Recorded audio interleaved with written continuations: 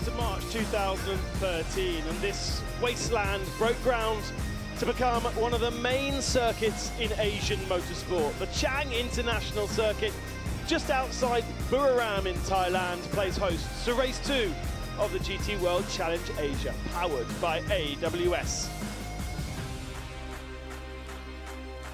It is a facility best known perhaps for its motorbike races, the MotoGP, the Superbikes, but GT World Challenge have been coming here since 2018, and it makes up round 3 of our championship for 2025.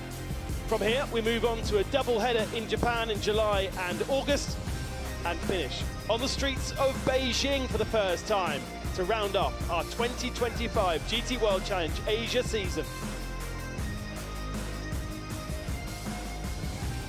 The Chang International Circuit is 4.5 kilometers in length with 12 turns, and for the most part medium to low speed once you get past turn 5, but before then high speed and high risk with flat motorbike curbs, also a real potential for track limit infringements as we saw in race 1 yesterday.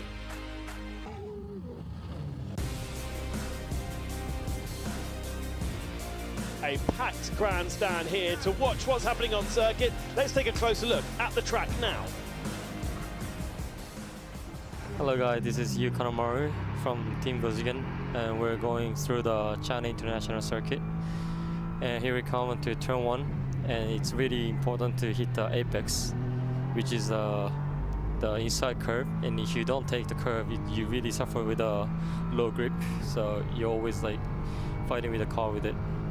And for turn 2, this is a heavy braking, and it's always important to have a good braking point so that you can try out in every lap to carry more speed in or anywhere. And traction, this is a very hard one, and it's really easy to lose the rear, so you're always very gentle to the throttle. And next corner is the fast left, and this is fighting with the car with the understeer, so it's really easy to go off from the track. And the next corner is long left and 2 corners together, and you really easy to lose the rear, so I'm always gentle with the rear end, and next corner as well. And this corner is it's always very important to hit the apex, and it's quite close to the turn 1. And this corner you always needs to go on throttle as soon as possible, and this is a long straight ahead, so you're always thinking about the exit. And for the last corner, this is the slowest corner of the track, and this is hard braking, and if you miss the apex you will lose the whole exit into the turn 1. And that's it for the round, and thank you guys.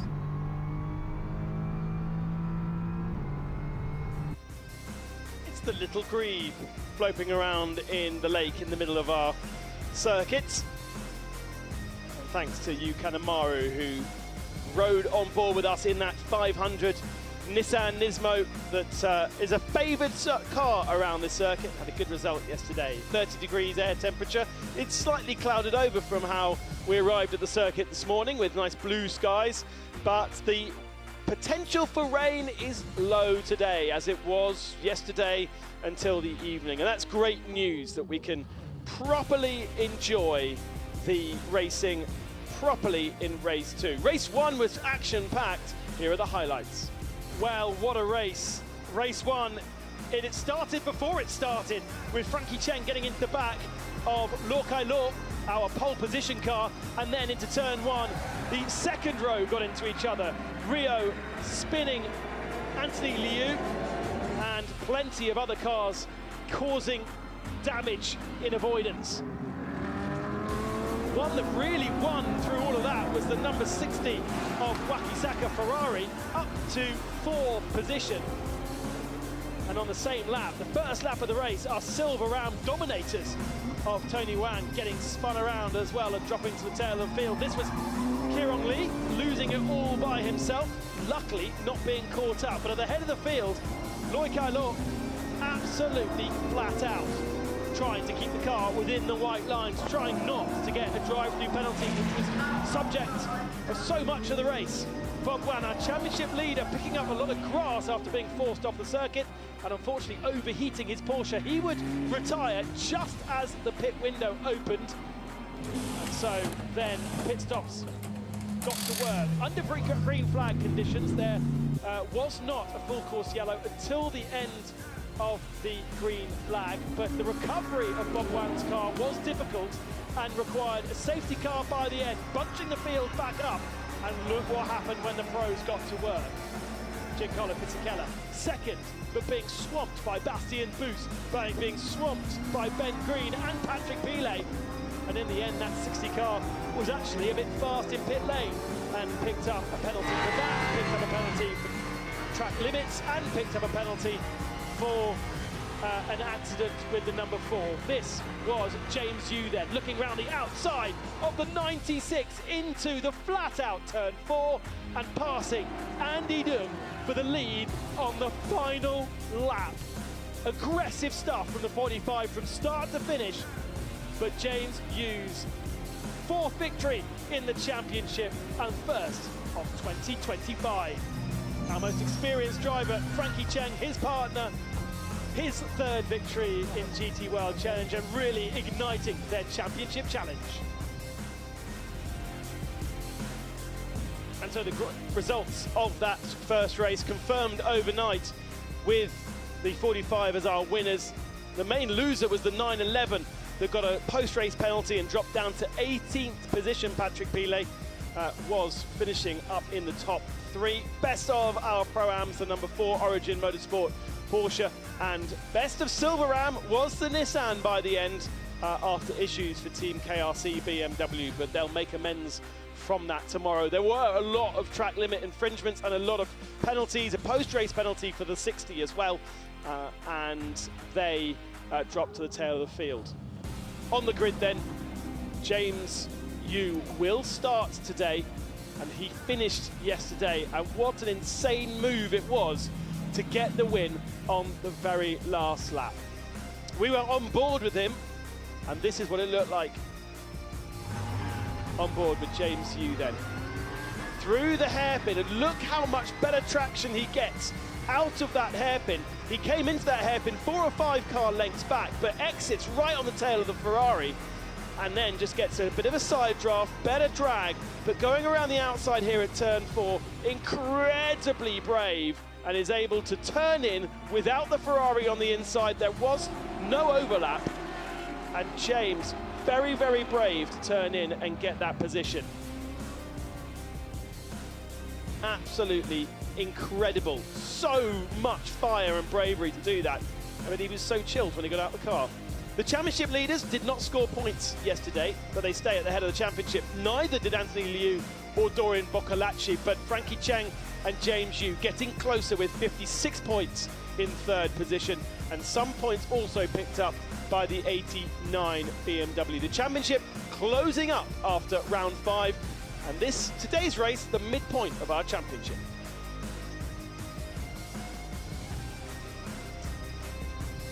We have 4 different GT World Challenge races across the world: Asia, America, Australia, and Europe. And this is how it plays out post today's race, before today's races, but post what's happened in Australia. And Mercedes are 30 points clear of BMW. Porsche having a good day, so getting closer to BMW.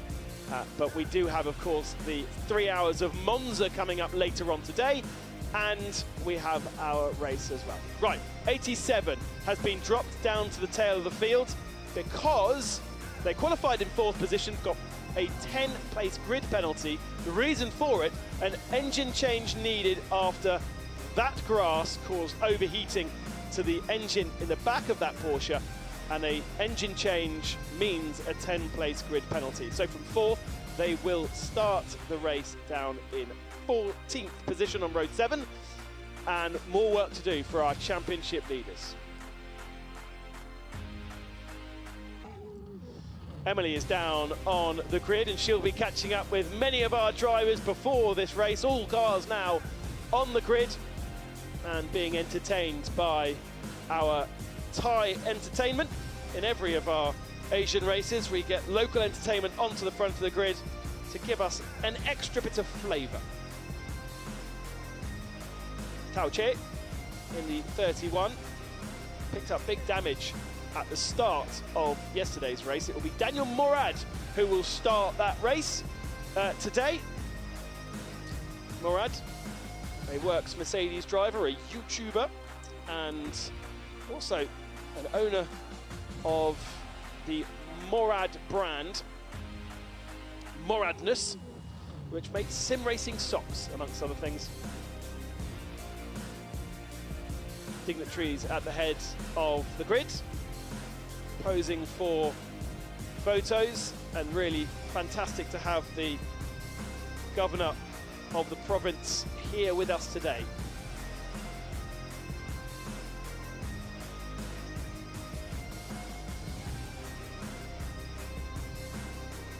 A packed grid and grandstands filling up for the entertainment, which comes up with a race start of 10:45, so we've got about 13 minutes before we get our one formation lap underway. We've got the pro drivers in the cars for those Pro-Am entries, and so it should be a very interesting affair. Usually the pro drivers are pretty good at their first stint, making sure they preserve the car to hand over to the paying AMs. So as we wait for the start of the GT World Challenge Asia race here at Chang, let's begin this special cultural performance from the northeastern part of Thailand.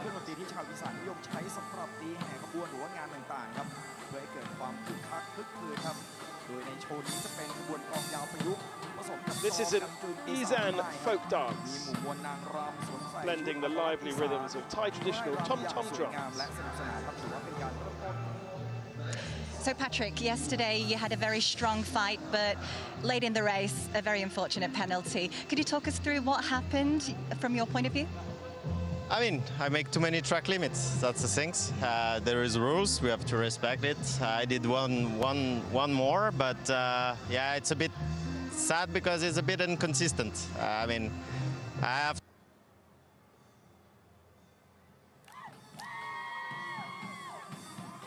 Apologies, we seem to have lost Patrick Pile there, but the entertainment continues on the grid. It's the Glong Yao drums that you can hear. Historically, these drums have been used in festival parades, ceremonies in rural communities. But they're not just instruments, they are also symbols of joy, unity and celebration, and that's exactly what we need on the front of our grid today. The performance featuring 20 local musicians and dancers in traditional costumes, with a beautiful harmony between the traditions and our modern motorsport. And it's pretty loud down there is no doubt about that.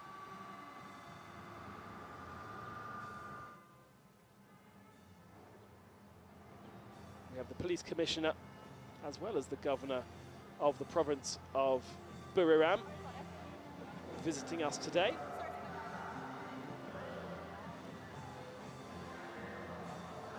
And they'll be enjoying this festive dance as well.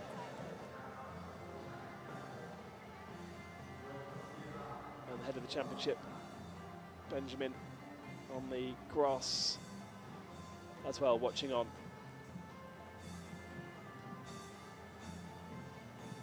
The circuit has been open 10 years now. Opened at the end of 2014 and held international motorsport straight away.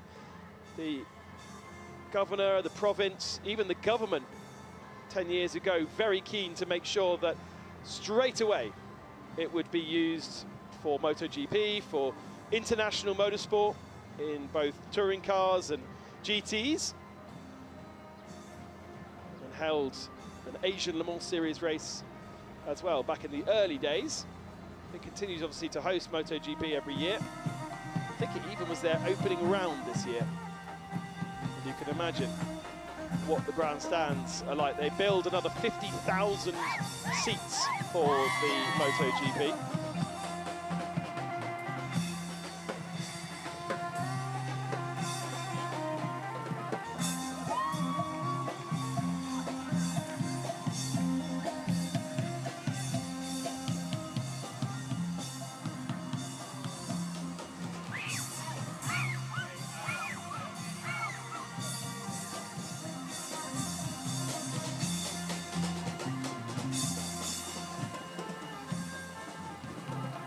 And you'd be surprised actually just how big Buriram is as a town. We are in the northeast of Thailand, and Thailand mainly known, of course, for Bangkok, for its beaches, for its islands, for the sun and the sand and the sea. But as you go north of Bangkok, plenty going around. And the original football team up here in the 1970s was actually named after the electrical power plant that was based up here. And that's where the origins of Buriram as a town comes from.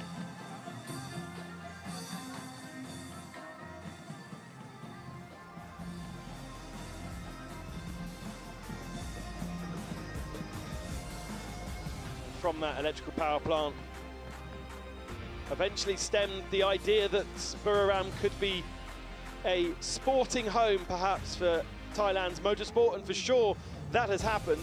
Nowhere else in Thailand has an international race circuit, although they do have other street circuits they race, which allows the Thai Super Series to have a varied calendar. Thai Super Series recently announcing a partnership with SRO.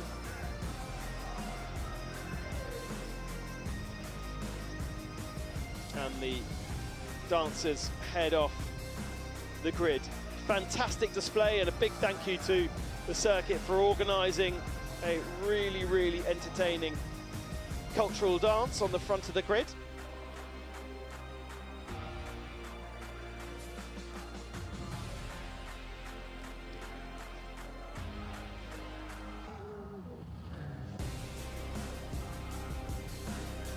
So a look at the grid then. And the front row has Ben Green alongside Maxime Hussein, the 89 BMW. On the front row of the grid, they've had good results every single race. Right, Emily's back. Let's go down to Henk on the grid. So Henk, Thailand is your home country, right?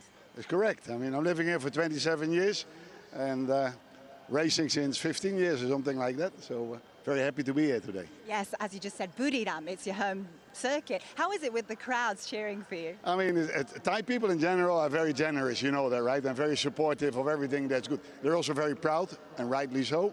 So, I mean, they're always out in big numbers to support us, but support everybody really, right? And I think also the event, I mean, World Challenge Asia, I mean, it looks so great, isn't it? I mean, it's just, I'm happy to be here. I mean, it's like, that makes my day already, so it's like... The amazing Thai people. So yesterday you scored some good points. Yeah. Car seems very good. Yeah, we had a bit of trouble in qualifying, so we ended up like 29th on the grid. We finished the race 8th overall, 5th in class. So yeah, I was just talking to Loris. I said, today we're starting 10. I mean, let's see. Let's see indeed. Good luck with everything. Thank you very much. Henk's done 5 race weekends with us over the years in GT World Challenge Asia. And up until yesterday, his best result was outside of the points. So an 8th position yesterday represents by far his best result with us in GT World Challenge. He was racing here last weekend in the Thai Super Series, the opening round, but he was in a Porsche last weekend. In fact, the same Porsche that Patrick Pilet is driving this weekend. He is in that Lamborghini alongside Loris Spinelli this weekend, and that's a real challenge. Now, we won't expect to see Henk in any other races this year. He does tend to specifically do this race and support the inclusion of Buriram in the GT World Challenge Asia Series. And it is fantastic to have Henk Kicks here. As he says, living here for 25 years, pretty much came over and instantly bought Be Quick from the Ford Motor Company. And that company is his, and he's expanded it to 230 different places in Thailand. Emily's got to the front of the grid and has gone to speak to Maxime Hussein. Yes, here I am in the grid, number P2. Maxime just had his helmet. Could I have a just quick interview with you? So BMW hasn't had a win yet in this series. Do you think it's finally the day today? We're trying. We will do like our best like always, so let's see what's in. But I think we have a good package for today. Is everything looking so good? The setups, the car, confidence? Yeah, we're quite confident. Like we have a good race car like normally, so we're quite happy. Yesterday we survived with damage, also with okay pace, so let's see how we can continue today. Let's see, indeed. We'll be looking forward. Thank you. Thank you. Yeah, 9th position yesterday was his worst result of the year in that BMW. We'll stay with Emily. She's going to P1. Okay, so I'm moving on to P1, starting from right of the grid. He's now having some last comments, maybe looking for details with his teams. Okay, could I have a quick word with Ben? Thank you. Ben, starting from right, from the front, how confident are you to win? Yeah, we have to give it our all and see how we go. We had great pace yesterday in the race, coming 13th to 4th. So, yeah, I'll do my best and hand over the car to Jeffrey in the best place. Wish you all the best. Good luck. Seems pretty chilled, doesn't he, Ben Green? Seems really in control this weekend. As he said, got 4th position yesterday, which is his 4th points score of the year. Only missed out on one race where they haven't scored points. And so it helped Prince Jeffrey's championship. That's the man we need to be looking at in the championship, because of course Ben Green missed the first round. Alex Sims was in the car for the first round and will be back later on this year. But it will help Prince Jeffrey's championship against the likes of this car. Wei Lu, number 4, sharing with Bastien Bus, who will start the car. Wei Lu, 3rd in championship in 2030, in 2023 and 2024. And there's a huge ambition there from the Origin Motorsport team that they desperately want to get further up the grid. There's Ralph Aron, the number 2 Climax Mercedes, retired early in yesterday's race with an issue, and also retired out of pre-qualifying with an issue. They have a donor car, a donor Mercedes, so a second car exactly like that in the garage that they can pull parts off, and they seem to have got anything that was the issue was on that car is now fixed.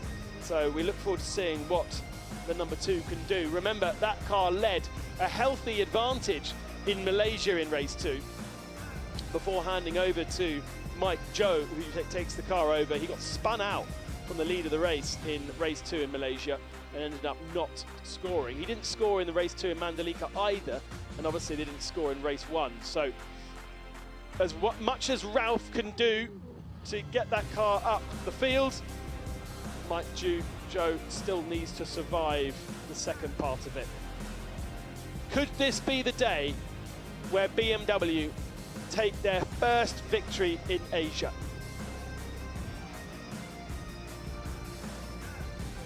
Or will it be a Corvette victory once again? Ben Green on the pole position on the inside. We saw what happened in race 1. It does get quite tight down there into the first turn. But with our pro drivers in the cars, or our silver drivers in those Silveram vehicles, hopefully we'll have a clean start to the race. Dan Arrow will be one of our onboard camera cars in the Volgas Motorsport Porsche. Do also ride on board with Max Usen in the BMW. He's a silver driver, silver rated driver, but he has shown that he has the pace of so many of our gold and platinum professionals. Here's the grid then. Pole and Am for Martin Berry. Pole in silver for James Yu Kwai, our winner yesterday. Silver Am and Pro Am on the front row of the grid. It will be Ben Green starting the Corvette alongside Maxime Hussein. Then you've got Daniel Morad in 3rd and Ralph Aron on an all Mercedes Road 2. Bastien Bus and Yu Kanamari. What about that Nissan in race 2? Was so strong in race 2 in Mandalika. Loris Spinelli and Doran Boccolacci on row 5. That could be interesting. There's our winner from race yesterday on row 6. Winkelhock only starting 13th. Leo Yi should be strong alongside him as well after that engine change. Patrick Pilet had a bit of an issue in qualifying and so will only start down on row 9. He will have Nico Menzel, no doubt, breathing down his neck. The naughty boy of race 1, Giancarlo Fisichella on row 11. Didn't make too many friends out on circuit with Dan Arrow and Daniel Liu alongside each other on row 12. Daniel Frost, disappointing to lose his best lap on row 13. Should be able to make up progress through there. And then, of course, our 4 amateur cars at the back of the field, because, of course, in race 1, you have the amateurs qualifying, so they're equal performance to the amateur cars, whereas in race 2, you have the silvers and the pros, and so the amateurs do tend to start at the tail of the field altogether. Alabama Motorsport alongside Garage 75, and then the 30 car of Elegant Racing Team and AMAC alongside each other on the back row. Just the one formation lap for our pro drivers. Temperature of 30 degrees, everything should be up to temperature. The drivers can deal with getting their eye in. And now it's a case of making sure you go side by side through the grid hatchings. Do not jump the start. That's what we saw from the 45. Remember, 45 had a penalty for jumping the start and still was able to win the race. But no doubt Ralph Aron and Daniel Morad will be giving the hurry up to our front row in those 2 Mercedes on row 2. Historically, Mercedes very strong here in Buriram. What will happen today, though? Waiting for those lights to turn from red. And we go racing here in Buriram for race 2, and it's a pretty clean start. Although there's contact right in the middle of the pack, and Elias Sipanen, I think that is, has gone spinning around, or is that Andy Dung perhaps? Through turn 1, it is Andy Dung from second yesterday, right in the middle of the pack. There's been an accident, and there's still plenty of sorting out to do. The Nissan's got a really nice bit of clean track around him, and damage for Patrick Pilet. I knew that was going to happen with him in the middle of the pack, and that, unfortunately, is going to be a safety car already called, and they're just going to get that notification up on their screens now. They're so tightly packed, they really need to be careful. And they just about managed to get away with that. It's always very risky when that notification comes up on the car. Have everybody seen it at the same time when they're desperately squabbling for position? They had, and so we can breathe. Not too many changes. I don't know whether the guys in 4th position know who's supposed to be ahead of each other. Oh, Martin Berry has been caught out on the exit of turn 1. What's happened to Martin Berry there? Because he would have been way further back from the accident between Pilet and Andy Dung. We'll have to get replays up in a few moments' time. But Pilet was trying to bring that car back to the pits. He's obviously realised there's too much damage. Damage to the rear left of Andy Dung's Ferrari. He's tried to get that car off the track as well, hasn't he? So everyone very aware that they don't want to cause a safety car period, but question marks over the Alabama Motorsport Mercedes as to how he's ended up on the outside of turn 1, because presumably Pilet would have already been there by the time the AMs got to him. Safety car picks up our leader. No change in the first 3 positions, but Yuka Namaru did manage to get up ahead of Ralph Aron up into 4th position. And I wonder if we've got the side view of the start, because that might tell us more than the front view. Now Patrick Pilet's Porsche starts to smoke. He's obviously gone into the back of somebody, hasn't he? We saw that in Mandalika in race 2. And let's have a look off the side. Perfect. So we're looking further back, right in the middle of the pack there. Oh, okay, so 2 separate incidents. And who does Pilet hit then? Pilet doesn't have any damage until he gets to turn 1. So the Ferrari has gone for a hole that's disappeared and made contact with the 29 Lamborghini, which has spun him around. Now watch the Porsche coming into turn 1. Oh, it's just going to be out of camera shot, unfortunately, but comes here and is spun around. And then where's the Mercedes? Oh, okay. So Pilet has spun around and tagged the back of the number 8 Mercedes. On board here with Volgas Motorsport, pretty far back. And there is the spinning Ferrari. Now, Porsche is right in front of him here. Is there a tag? Oh, there is a tag from the number 13. Who would have been in that car? Adley Fong would have been driving that car. So Pilet's just turned in, and Fong's nose is there. That's turned Pilet around. And then, unfortunately for Martin Berry, he has come around the corner and tagged the 911. Nothing that Patrick Pilet could have done on that secondary impact. But for Andy Dunn, just trying to be a little bit too aggressive, too early there. Saw a gap between the 29 Lamborghini of Akish Nandi and another car, and that gap disappeared. He got squeezed and turned around. 87. Up to 8th position. That is not bad.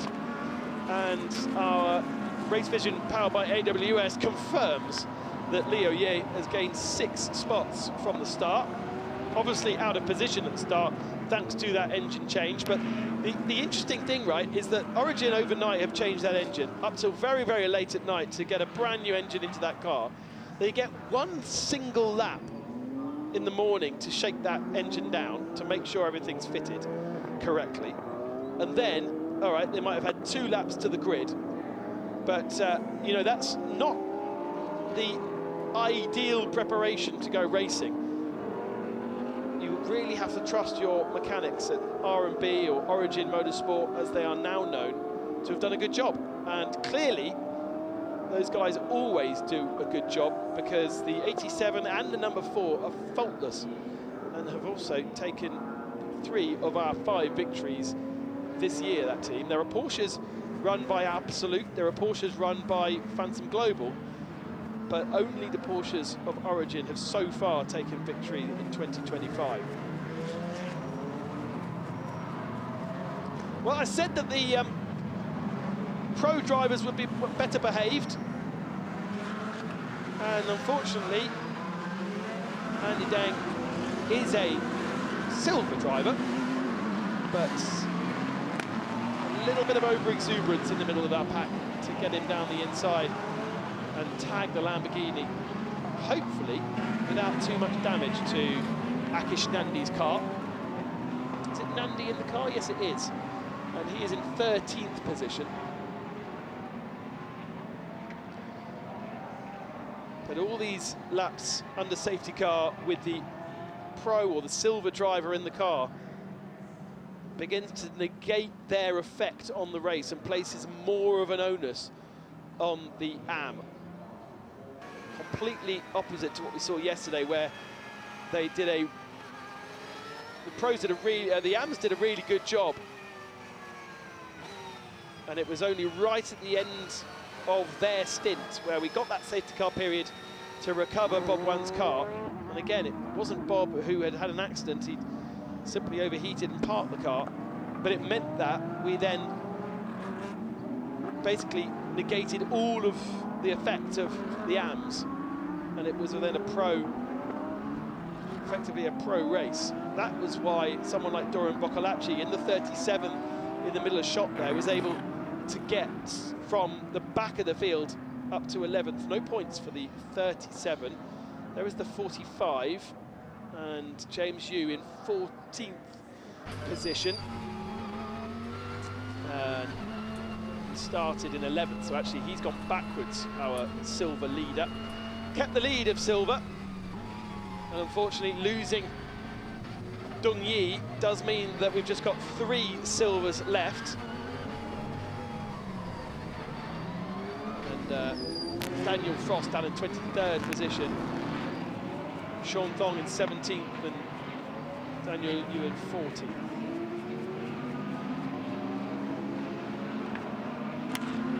Safety car lights are still on. We've still got plenty of recovering to do. So let's have a look at the replay from the Nissan. Plenty of space between himself and the Mercedes up ahead of him. That does allow you, will allow somebody else to fill that hole, but it also gives the Nissan a little bit of breathing space. And Ralph Aron there just getting a little bit loose. He's being squeezed by Bastien Bus on the right-hand side. Oh, he was going to overtake after that. But we go now to the 45. Oh, a very strong start from Winkelhock. Look how aggressive Marcus Winkelhock was there. And James Yu perhaps being a little bit cautious on the inside and losing a couple of positions from the guys going around the outside.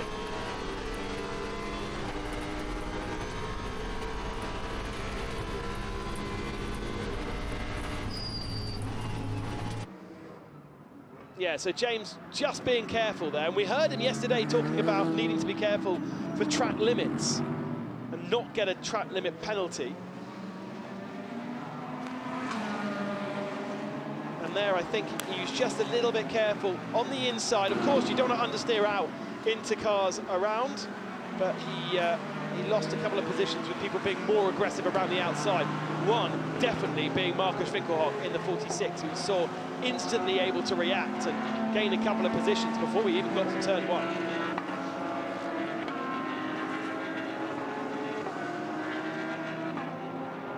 So the interesting thing for me was that Nissan coming out of turn 1 was still behind Ralph Aron, but looking at the timing board now, Ralph Aron is behind Yuka Namaru, so it does mean that down into this turn 3 they call it, although it's really turn 2, there must have been a change. We saw them when the safety car was called side by side, and I don't know whether they really knew which positions they should have been in. It must have been very, very tight.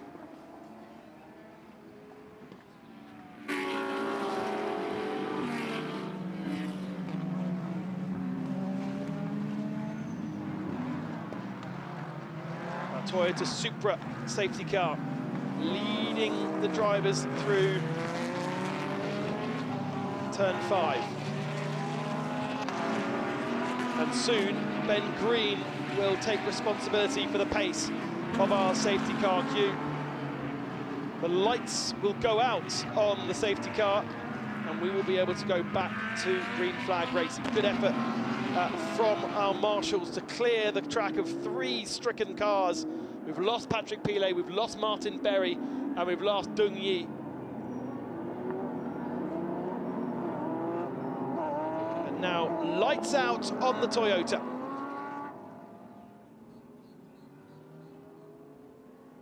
Ben Green bunches the teams up. On board with Max Hussein, who needs to try and react as quickly as possible to when Ben Green hits the loud pedal. It's nicely bunched together, and here he goes, and Max Hussein has done a good job with predicting that, and it's going to be a pretty even start as we go back to green flag racing. The first 3 have a nice advantage over Yuka Namaru, who's been a little bit slow getting back up to speed, and that's bunched Aaron and Boost and Sabanen. Winkelhock, Yi, Love, Spinelli are top 11 positions. And watch out for Dorin Boccolacci in 12th. He really needs to get a rig along as well. A little bit of weaving, trying to get a bit more surface temperature into those tyres as they head down to turn 3, to the big stop. And a good overtaking opportunity, but everybody is pretty much equidistant right now, and therefore no opportunities right now. They've all cleanly got through there at the back of shot. And Ben Green continues to put a little bit of extra surface temperature into his tyres as Max Hussein flashes the lights on that BMW.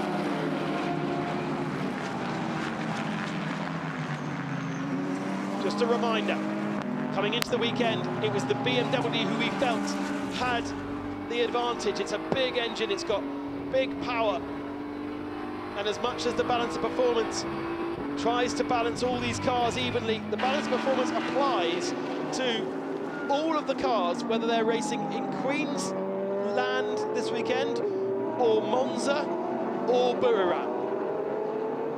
We've got 3 different GT World Challenges happening on the same weekend. The balance of performance applies to them all, and therefore quite difficult to make sure that everybody is as balanced as possible when you've got different track configurations. Queensland bumpy and quite small, Monza flat out, and here a mixture of the 2.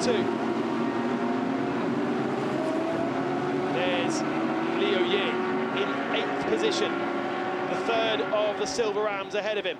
First weekend for the Finn, Elias Sepanen, 2-time ADAC GT Masters champion.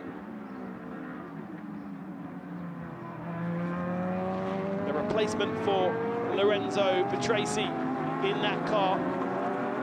And so far, doing a similar performance, I would say. Petresi was on the front row of, was not on the front row of the grid, but he was very high up in Mandalika. Straight away, the track limit warnings start blinging on our timing screens. I'll tell you when they are drive-through penalties, because no doubt, as we saw yesterday, it will happen again. They're mainly monitored by computer screens and cameras. There are a couple of points around the circuit that are monitored by judges of fact. But, you know, there, for instance, the 66, 4 wheels off the circuit there, Jordan Love, running wide. That's one penalty. Do that 3 times and you get your drive-through. So it is really, really easy, especially as he's defending here from Loris Spinelli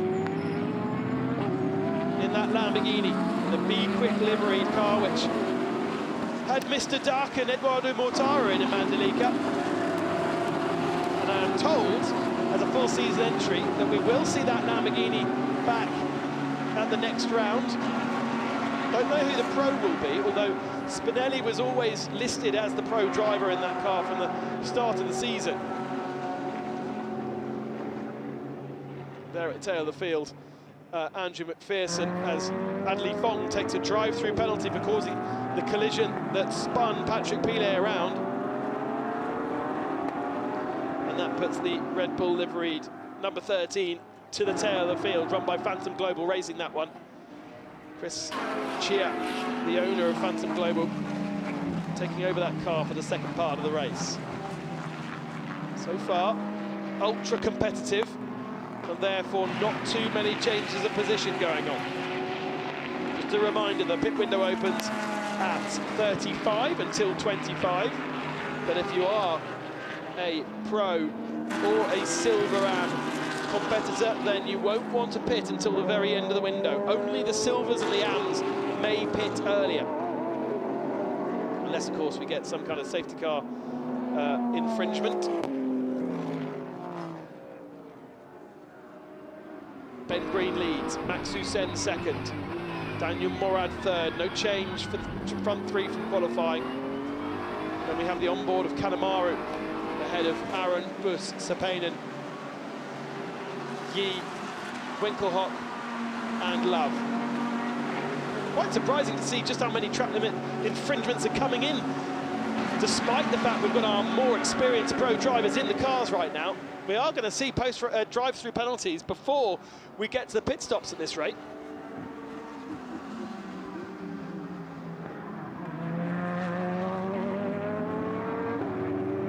Sean Thong just losing 2 positions on that last lap in the 16 that was so well qualified, the Uno Racing Audi, but unfortunately for Rio, spun around at turn 1.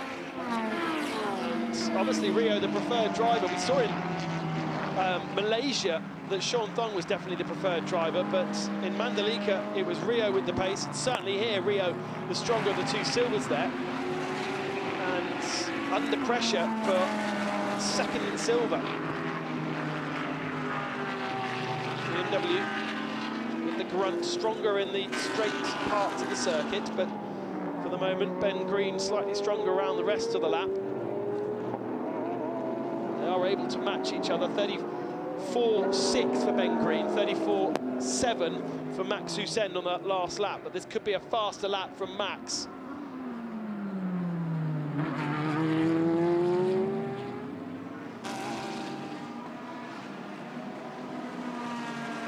Over the line. Yeah, Max Hussein takes another 10th of a second out of Ben Green at the head of the field. 1.8 the gap then to Daniel Morad, who's sort of on his own a little bit. And then Aaron in the number 2 Mercedes and Bastien Bus in the 6.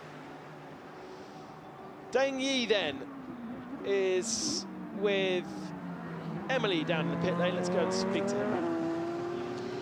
So, driver who drove the car number 96, Denny, a very unfortunate opening lap for you. Could you talk us through what happened? Firstly, I feel very sorry for my team about this accident. Just, I think I did a great start at the beginning of the race, but the car was ahead of me. He passed 2 cars, and I just followed him. And the car on my left side and my right side, they closed the door immediately, and I there's no room for me. So I snapped suddenly. We'll see you strong back in the next race. Yeah, for sure, we will. Thank you. Thank you. There is no doubt about that. Those guys have been absolutely spellbinding. You can see the disappointment on Andy Deng's face.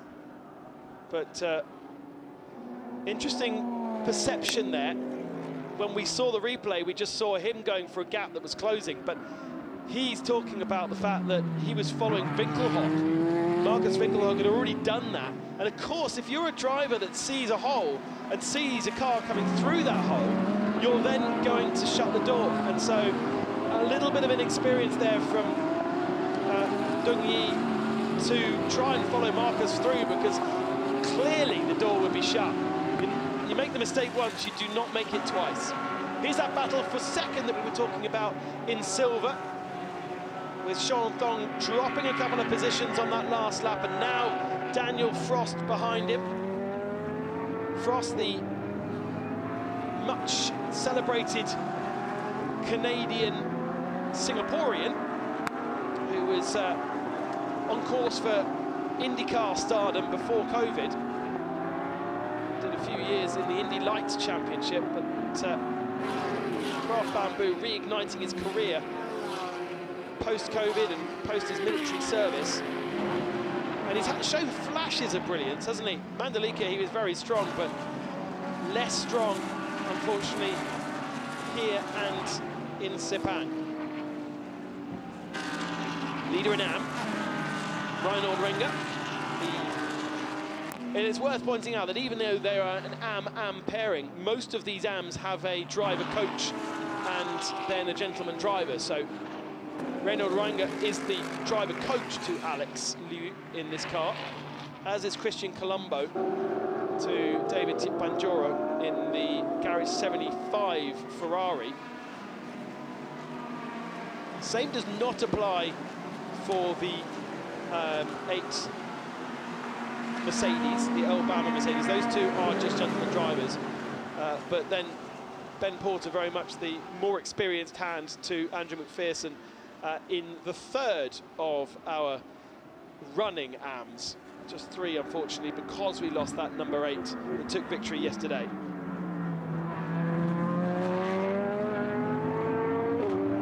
Back to the closest battle on track then.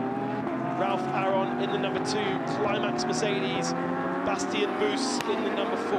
Bastien knows how strong a teammate he has in Lu Wei,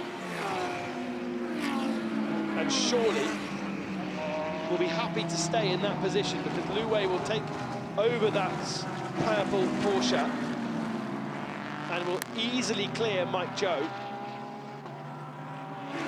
Probably will struggle with Hirabon in the Nissan. And we know how strong Tao Che is in the 31 Mercedes, and also the 89 Team KRC BMW with Run Chunfan. He's very strong. And of course, our leading car will be taken over by Prince Jeffrey Ibrahim, already a victor in 2025. Oh, 2 cars off, and that is Leo Ye, and that is a huge, huge moment for Elias Sepanen. I was not looking at the right screen then. I apologise, but wow, they both get away with it, but the huge, scary, lurid spin from Sepanen there, and massive flat spots, no doubt, on the Ferrari. How much damage does Leo Ye have? Because he was off on the grass, and we saw what happened to that 87 when he was on the grass yesterday.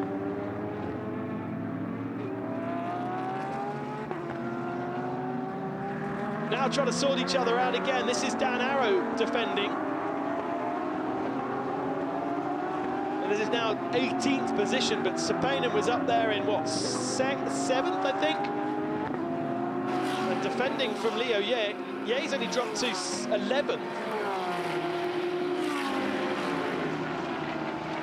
But that, clearly, a very, very scary moment. And it looks as though perhaps Marcus Winkelhock might have backed out of it as well, because there's suddenly a big gap between Boos and Winkelhock.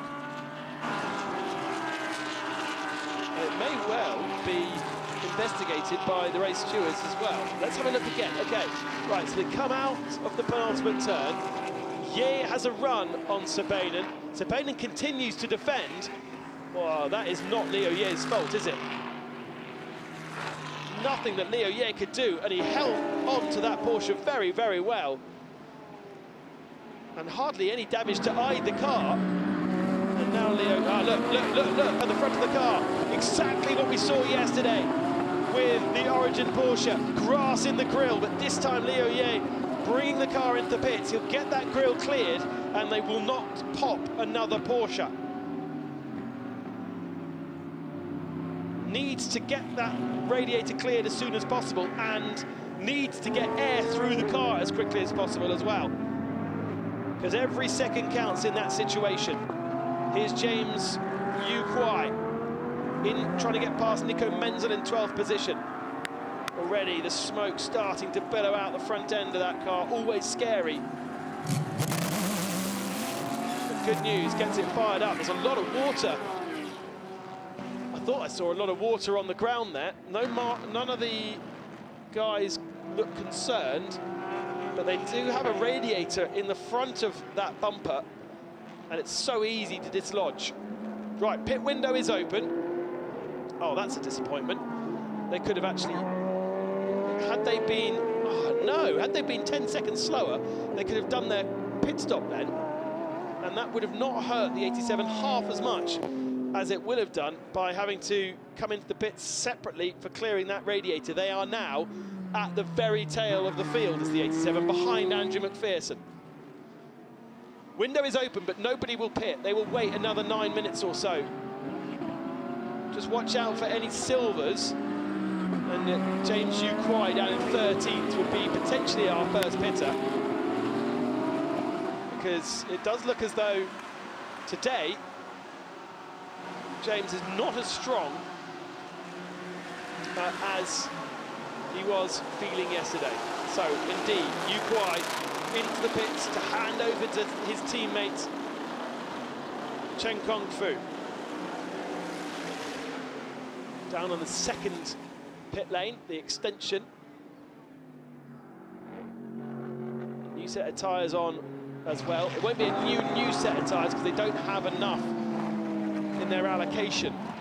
So this will be a set of tyres already maybe used for qualifying, for instance. It will be across the board. What can Kung Fu Cheng do in the second half of the race? Remember, pit stops are a timed 96 seconds for the silver drivers. The silver pairings, I should say. 90 seconds for everybody else. And indeed, Andrew McPherson comes into the pits. He's got a brand new set of tyres. So Ben Porter's going to have a lot of fun in the second half of the race with some stickered rubber going onto the car. And it's still very, very tight between these two.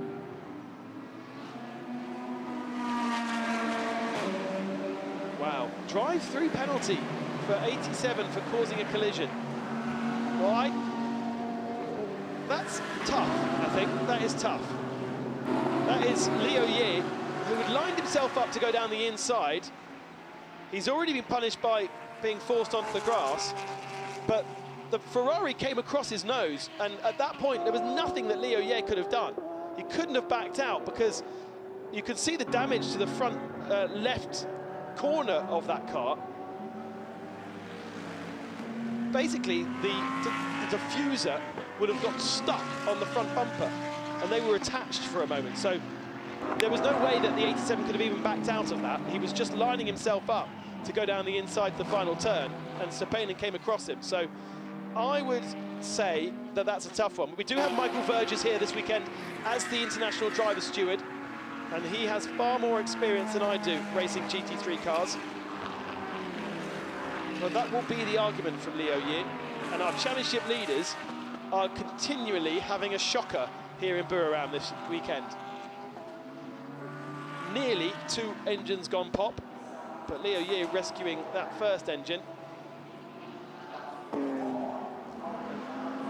That is a very slow entrance into the pits for the 66. This is not conventional. The dolly jacks go under, and Jordan Love is continually having a disaster of a season.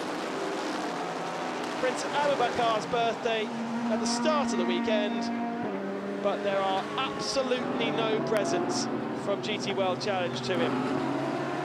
Looks like another retirement for the 66.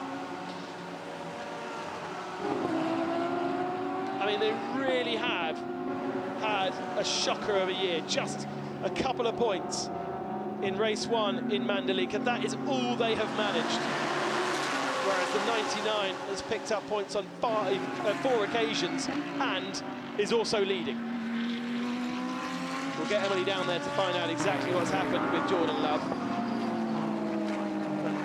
And she's got a fair few stories to clear up, hasn't she? Because she can go and speak to Elias Sepanen as well, who's had a drive-through penalty, but not for his collision with the 87. That is for track limits, the first of our track limit infringers, if that's a word.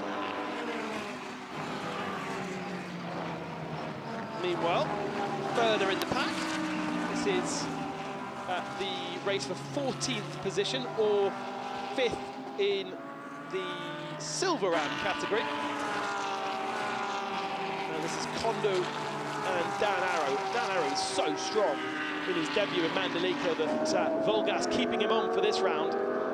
He's putting some serious pressure on Tsubasa Kondo in the 25 Porsche Centerosa Okazaki car. The Red Machine racing in the 24 Hours of Fuji this weekend. So just the one entry from Porsche Center Okazaki. And now we've got the next of our silvers in the pits. Akish Nandi has brought the Lamborghini in. He'll be handing that one over to Huang Wuhan. So as predicted, all the silvers have now made their stops, and we've now started to see silver AMs making their stops. Adli Fong, Elias Sepanen, although no, those two have just done drive-through. So actually, Nandi is the first of the silver AMs to pit. Everybody else is going to wait right to the end of the window.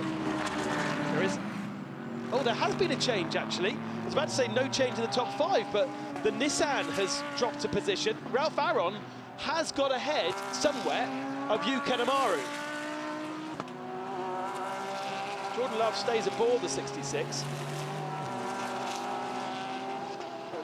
Not sure, there's lots of shaking of heads there as Adli Fong comes in to change to Chris Chia. Now let's have a look here. So this is on board with the Nissan 500. Where is the Mercedes? Oh, down the inside, cheeky. All right, not necessarily a conventional overtaking opportunity, but Ralph Aron has slithered his way through, past the Nissan. Nissan won't be too bothered by that because they are different classes, but it drops Kanemaru down into 5th position, although it is now 4th because Daniel Morad in the 31 has come into the pits to hand over to Tao Che. Winkelhock also in the pits in the 46 after that mega start.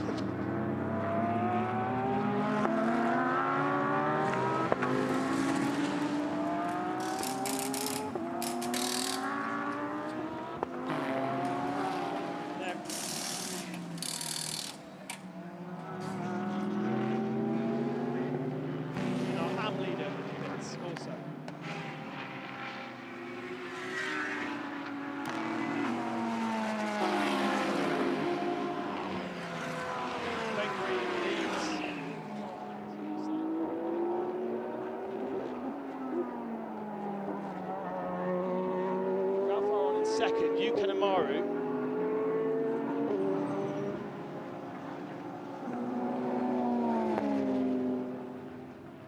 And look how close it is here. Max Hussein on Ben Green. And they both come into the pits at the same time. 1.5 minutes remaining of the window.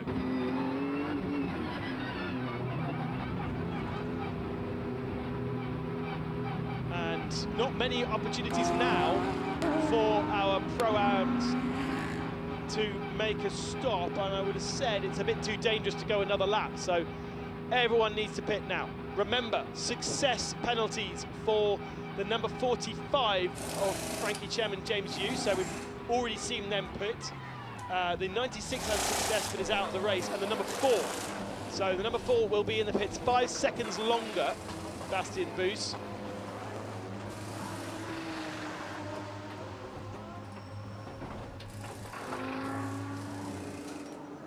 And all the pits stops now being done. A very congested pit stop. Just behind the graphic there is the number 4, and they will lose positions.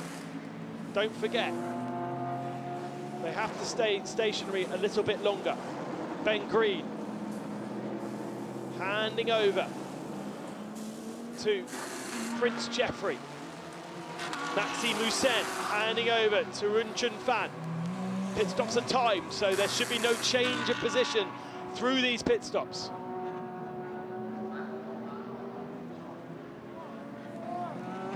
Waiting, waiting, waiting. The time is between pit in to pit out, and it's very, very close between the two of them. No change in position, as you would expect, but it does feel as though Team KRC had a slightly quicker pit stop there than JMR.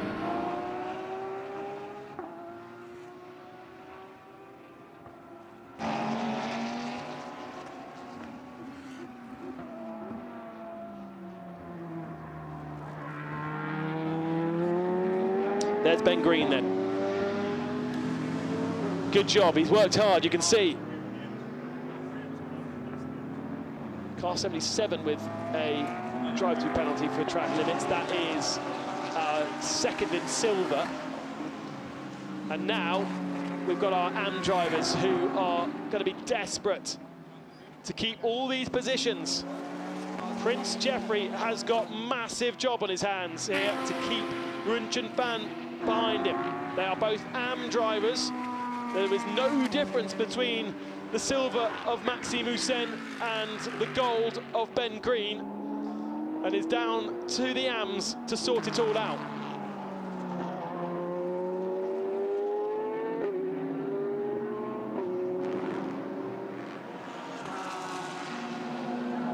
In silver though, because, oh yes, of course.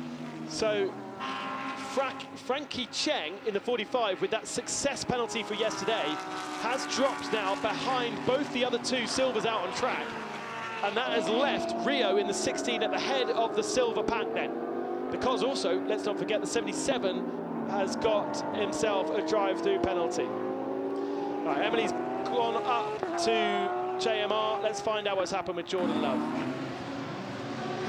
So Jordan, an unfortunate situation.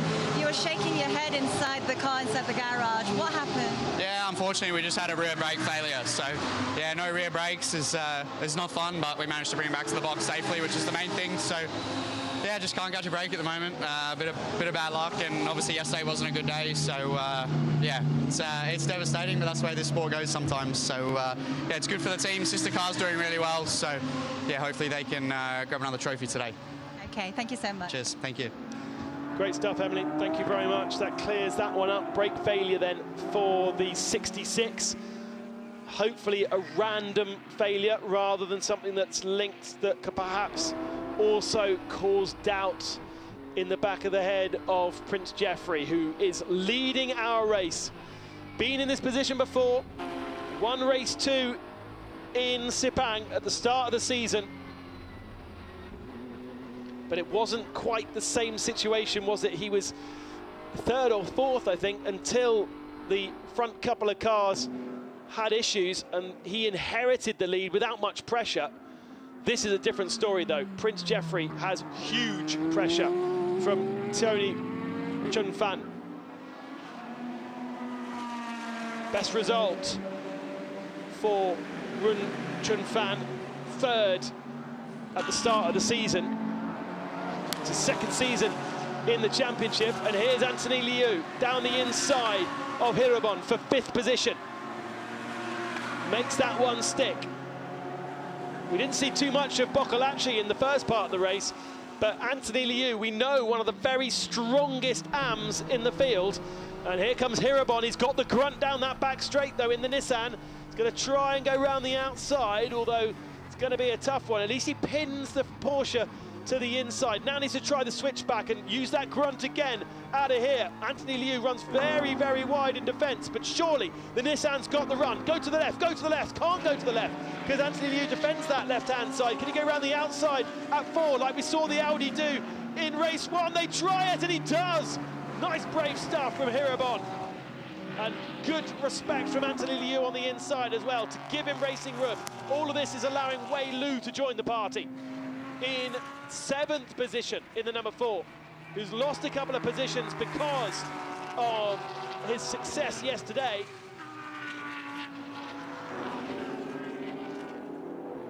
But both these two Porsches, Origin and Phantom Global Racing, are championship contenders. You probably would say that the 500 is not, and is a little bit more track sensitive. But definitely this is a circuit which suits the Nissan. Oh, he's gone a bit deep and a bit defensive there. Slightly ugly racing line from the 500 into the final turn. That is going to invite Anthony Liu to have another go, as we saw a lap ago. But also Liu will know that he hasn't got the brunt down the first and second of these straights. And actually he's given away a lot of ground there. That was a bit weird. Almost decided he wasn't going to have a go, and as you could see him looking in his mirrors. So straight away, Anthony Liu is not bothered about Hirabon, he's more bothered about Wei Lu behind. Further back, 3 more Porsches. Li, Han and Qirong Li in 13th. Is Mingwen Han defending or attacking? I think he was defending, but he's ended up attacking, and he's ended up sliding past Lee up into 11th position. And now 3 wide going towards turn 4. Not a good idea. Down the inside, Brian Lee should hold on to this, as Mingwen Han takes the outside line, but does claim track position, and so stops Qirong Li from coming through. Remember, Qirong spinning here on his own in race 1. On board, and you can hear how tentative Mingwen Han is having to be on the throttle through turn 5 and 6. And that is why Qirong Li's all over the back of him. Once again, the Nissan goes defensive into the final turn. That is once again going to allow Anthony Liu up the inside, and once again they go side by side down the start finishing straight. And Liu will have the inside line here, but what he needs to do is somehow compromise the grunt of the pace and the run of Hirabon coming out of the turn, because Hirabon's going to do exactly the same thing as he managed 2 laps ago. The grunt of that Nissan is good. Switches to the outside. Wei Lu is too far behind to be affecting this. Now do the switch back, Hirabon. Come on.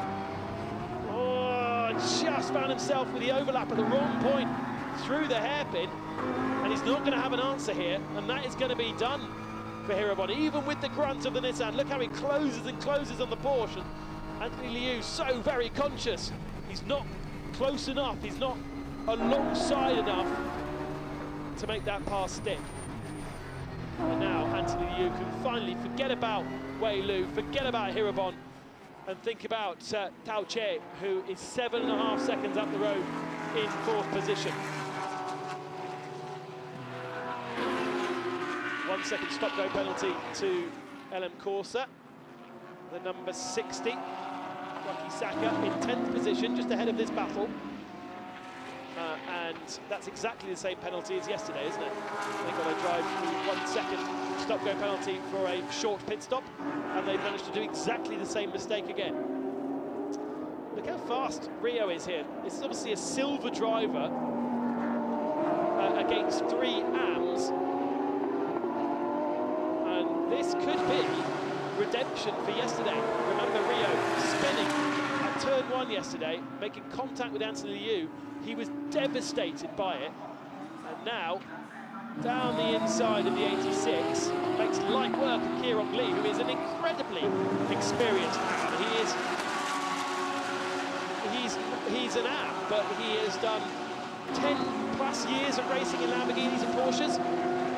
But Rio sliding up the inside and making light work of it. Next target is Ming-Wang Han in the 33, and then it will be Brian Lee in the number 10. They are both amateur drivers, they are both squabbling, and down the inside goes Ming-Wang Han on Brian Lee again.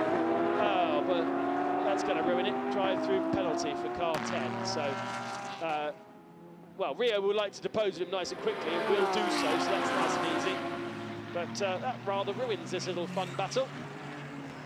And Ming-Wang Han now needs to set about chasing down the Lamborghini up the road. There's a big old gap. But if he can hang with Rio, he can learn a lot from Rio. He can learn what the Audi is able to do.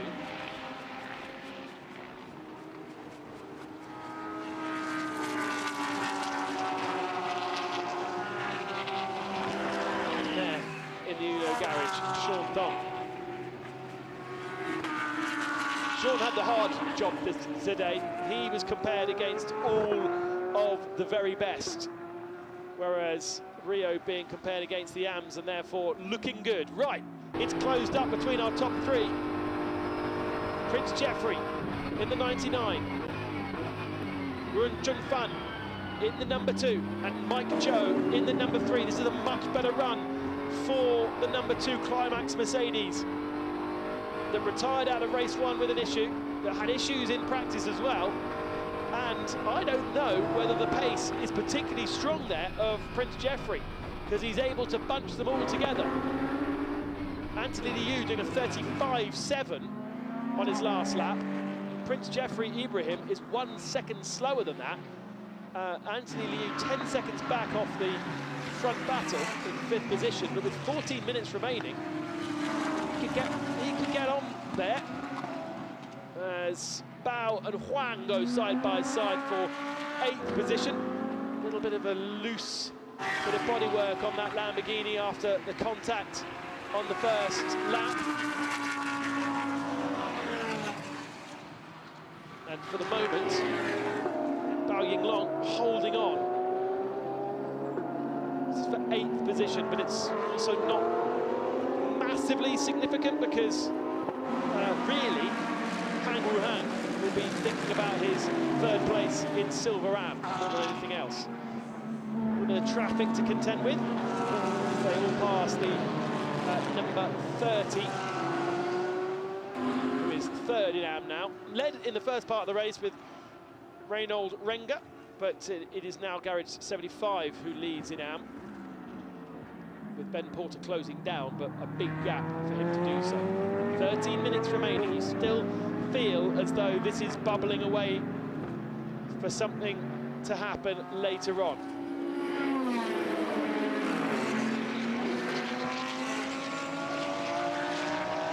Still, these front 4 are lapping a second slower than Anthony Liu. There he is. Hirabon with him still. Way low, not really part of the battle, is he? In 7th spot. That's not bad though. It's the bad days that make the championship, not the good days. And from being 3rd in 2023 and 3rd in 2024, the ambition from Lu Wei at the start of the season was very, very clear. He wants to win this championship. With Picorello last time out, a victory in race 2. Bastien Foos in the last race, a 3rd, and that's the championship starting to fire up.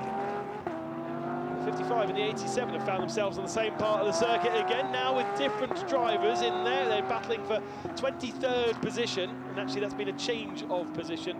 Bob Wan ahead of Liu Hangcheng. But sort of expected, Bob Wan very much out of position down there in 23rd spot, and should continue to make progress.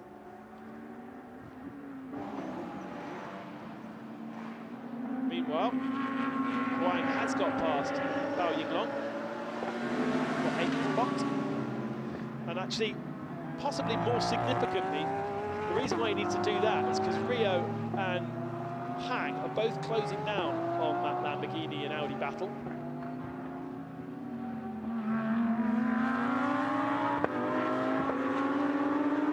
Rio with a last lap of a 36.3, whereas it was a 38.2 for the Audi last time, presumably slightly disturbed by having the Lamborghini around them, but they were both relatively slow.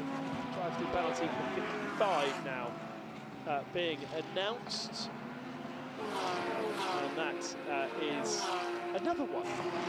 Wow, okay, that's that Ferrari again.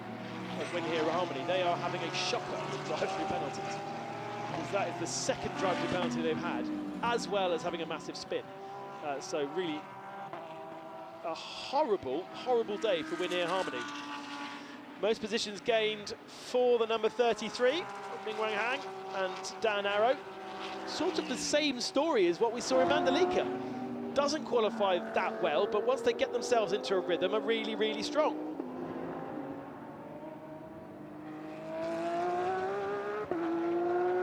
Look how close these front four continue to be.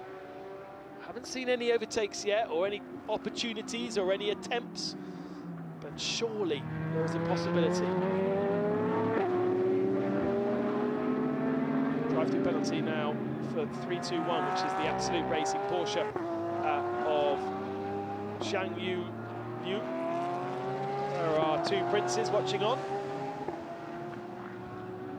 No, not our two princes, because we've got one in the car. So that is Prince Obakar watching his brother, Prince Geoffrey.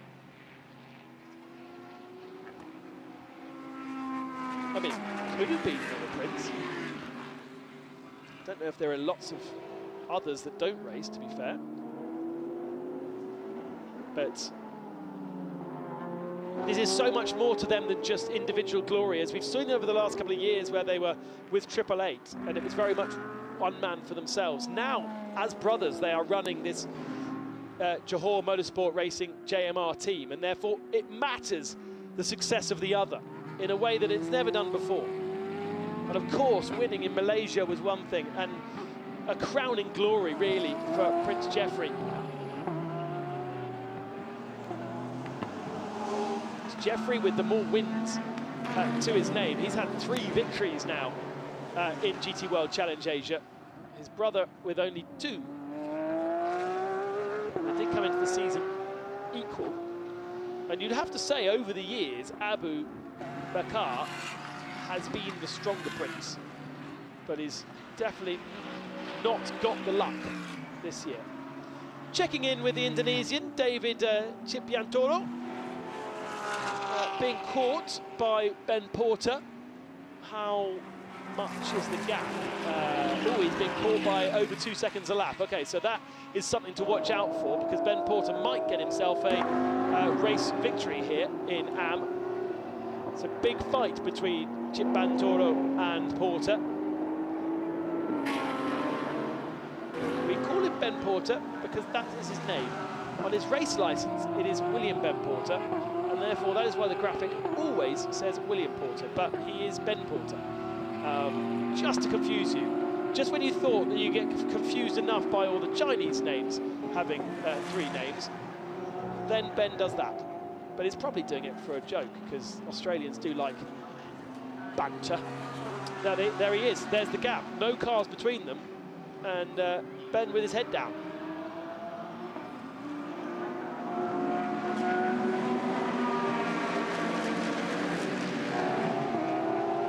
Track limit infringement still popping up, and with these AM drivers in the car to the end of the race, I wonder if we're going to get a flurry of penalties right at the end, because they will be now accruing their drive-through, their warnings, and once you accrue enough, that then becomes a drive-through.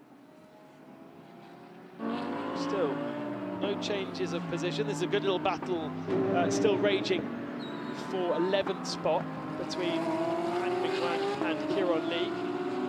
It's also the 4th in Silver Am, which is of course led by the Silver Am Championship leaders, Team KRC in that BMW. You have to say, it looks very much like we are going to have a brand new manufacturer winning here in Buriram. Unless Tao Che or Mike Joe can get ahead of our front two in Mercedes for the victory. What's the gap now with Anthony Liu? We've got 5.5 minutes remaining. Anthony Liu in the 37 is 4.3 back from that lead battle. This is bubbling up really, really nicely, because Liu's not going to sit there like those four are sitting there doing nothing. Liu is going to get his elbows out and fight his way through that pack. There is no doubt about it. So, remember the end of the race in Mandalika, where we thought we were going to see a victory for the number 500, and then suddenly they came out the final corner and they're all in different order. Well, could it happen here as well?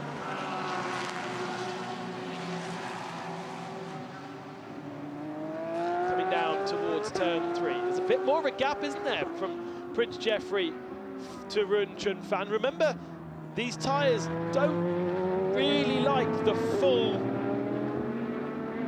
distance of the race, and so they do go off, and they can be harder to manage. That was the excuse down at the 96 garage, were being passed around the outside as they just hadn't got the grip, exiting that hairpin.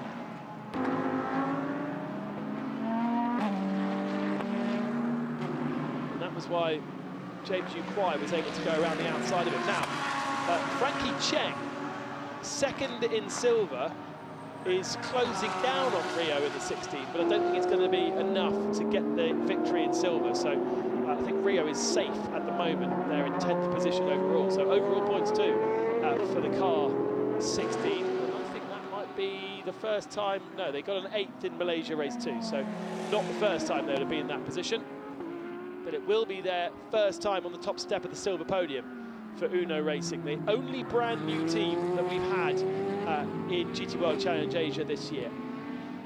Such is the love for the championship. All the teams stay here and take as many spots as possible. There he is. Nice clear track around Rio this time. Absolutely no one around him. In fact, he's chasing down the 46th of Bao Jinglong, but there is 8.5 seconds between them. Just waiting for something to happen at the head of the field. It's close. Are we going to run out of time here? There is the second in silver, Frankie Chang, but again, coming up behind the back of Hang and Kirong Lee. And that could be something interesting to watch in the last couple of minutes, because he should be able to get past the two of them, but it's going to bring him up to 11th, which doesn't really matter at all. And in terms of the championship, it's not great, is it? Because those two were third in the championship coming into this, but Anthony Liu and Dorian Boccolacci are going to score strong. And actually, I would have thought they may well move into the championship lead, because Bob Wan and Leo Ye down in 20th position and not scoring here, as they didn't in race 1. And actually, then, what about the 89 of Run Chun Fan and Maxime Hussein? They were strong in the championship coming into this race, and they are second. So I think Origin Porsche is going to lose a lot of positions.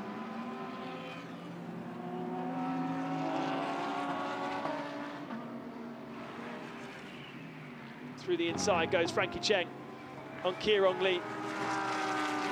Maybe Lee will use Frankie to get past Hang Lung Hang. It is, of course, a battle for 4th in Silver Ram, though Lee making a mistake.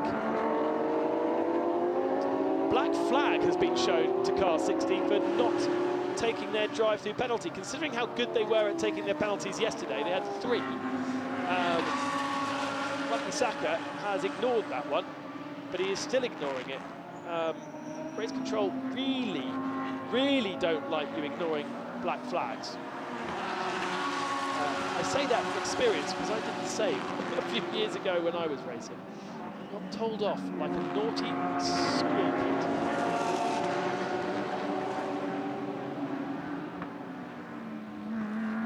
at Frankie Chang now on Han Ming Wang, and Kieran Lee's not close enough to take advantage. What he needs to be is absolutely under the rear wing of that Audi, but it's not possible, and Han Ming Wang's done a really lovely job there, giving him loads of space, giving himself a nice run out the corner as well, so he can sit behind that Audi and extend his advantage over Kieran Lee, and effectively that has finished off that battle completely.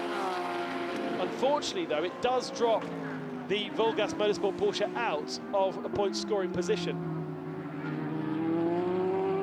Here is Anthony Liu. We've only got 40 seconds remaining of the race, and we go over the line for the last lap for our leaders. It's too spaced out now for anything to change.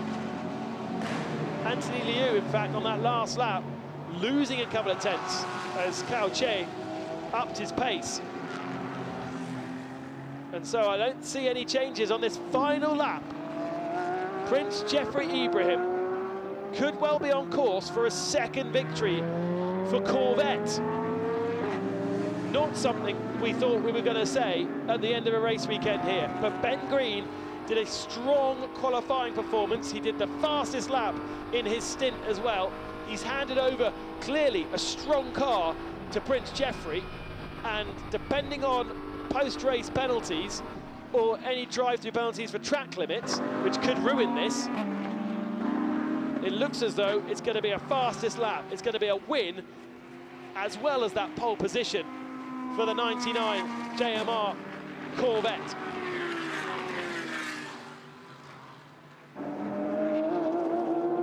BMW are going to have to wait another day for a victory in GT World Challenge Asia. For that global point standings, that's a frustration for BMW Motorsport.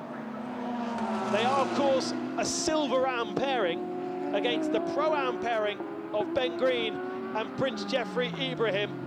But today, it's all about JMR, and Prince Jeffrey Ibrahim takes the checkered flag to take victory in race 2 here in Chang. It's the third victory for Corvette in GT World Challenge Asia.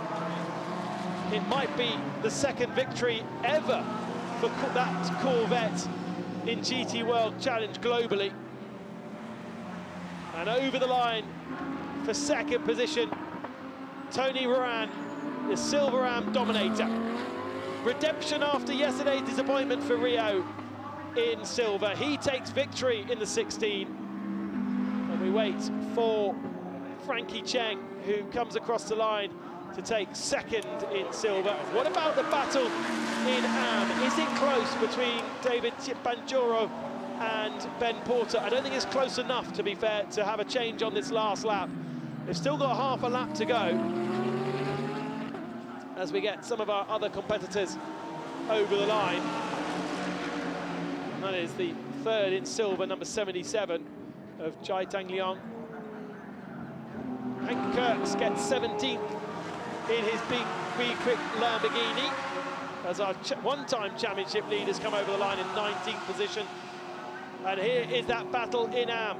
Another win for Garage 75. Ben Porter has done all he possibly can. He's absolutely driven his heart out. He's going to be knackered on the podium. But it is David Chipto Biantoro who gets victory in Am ahead of Ben Porter. And in third position in Am will be Alex Liu, who was lapped. But at the head of the field, a controlling drive from Prince Jeffrey Ibrahim. At times you thought that maybe the BMW was the stronger, maybe even the two Mercedes in third and fourth. But Jeffrey Ibrahim had control, complete control, and has taken their second victory of the season. It's starting to look very, very strong for the 2022 Pro-Am champion. Didn't see him with us last year. And there is the finger, there is the celebration. So all of his team lines up on the grid. We're going to have all of our cars on the grid, but this may well be a slightly more emotional celebration than we saw yesterday we know that Prince Jeffrey Ibrahim loves his racing. It was incredibly emotional in race 2 in Malaysia, where he took victory in front of his mother and father, the Queen and King of Malaysia. There we go. Unfortunately, not yet anyone to celebrate with. But I'll tell you what, there is some emotion there. And there's very much somebody in mind that he is thanking.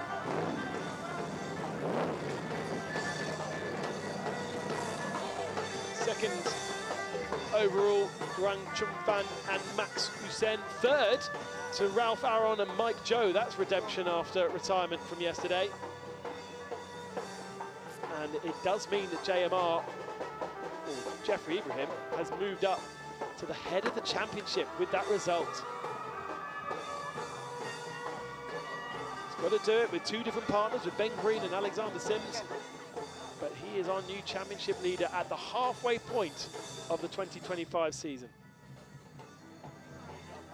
See Emily down there, possibly just waiting for Ben Green to get to him, because that's an important celebration. So much of the work done by Ben's qualifying yesterday, by a strong first stint. But he didn't hand much of a margin over to Prince Jeffrey Ibrahim, did he?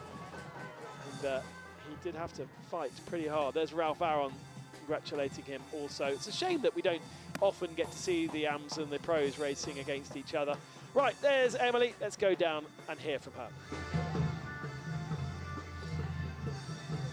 Prince Jeffrey Ibrahim, it is your second victory. And here is Ben Green. This is your winner hat. Congratulations to both of you. Thank you. Yeah, it was a great race. Jeffrey did so well. I mean, it was really tough out there. You can see the car was all over the place, and he did fantastic. So super proud. Yeah, I think thanks to Ben and all the team for putting our car on a good spot this weekend, and they worked so hard. You know, a bit unfortunate with our sister car, but yeah, I was just, you know, keeping my head down, trying to finish the race. I got some redemption from Indonesia, and hopefully we can fight for the points again. So, yeah, really enjoying this one, and yeah, it's been a great weekend, so couldn't ask for more. You're both so amazing. Congratulations once again. Thank you. Thank you. Lovely emotions from Ben Green there.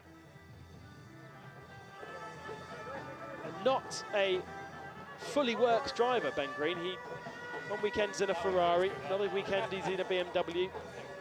Made his name in a BMW in the British GT Championship, but really floating around different teams. There's his brother.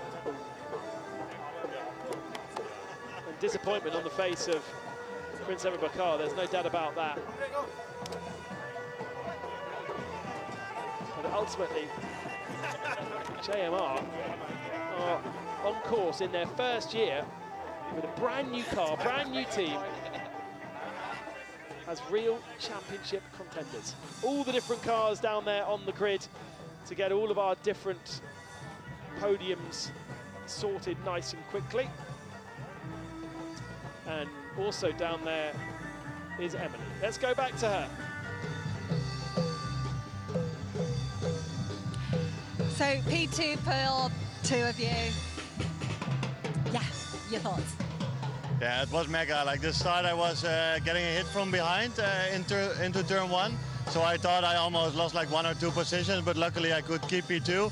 From there on, it was just managing, staying behind the number 1 car. Like we had even pace, so we were just like, okay, we go together to the front and see what happened. And in the end, I'm really happy. Like Tony did a really mega job. Car was really good, so can't be more happy than this.